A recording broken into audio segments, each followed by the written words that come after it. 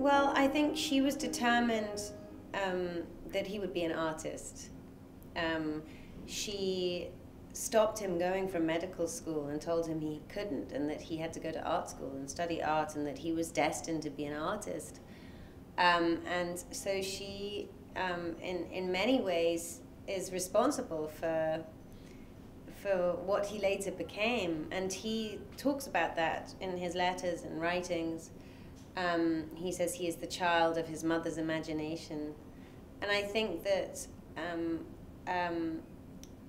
she also gave him a set of circumstances that were very particular. You know, to be a mixed race child, half American and half Japanese, growing up in Japan at the beginning of the last century, that's not many people had that experience, and I think that it defined him for the rest of his life, and he felt conflicted about it. He felt like he didn't really belong either in America or in Japan, and that he understood both cultures but didn't really fit in anywhere.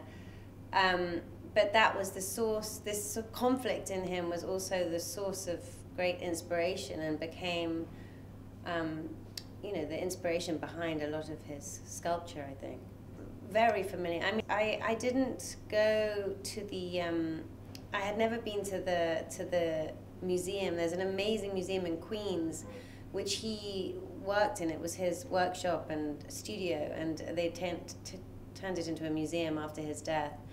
And it was there that I found out more about his incredible work, and I read, you know, all sorts of books and literature about him, and I went to Takamatsu when I was in Japan, and went to his studio there, his workshop there, and met his stonemason, who was one of his closest friends towards the end of his life, and when Noguchi lived in Takamatsu, and it was an incredibly moving experience to get to meet that man.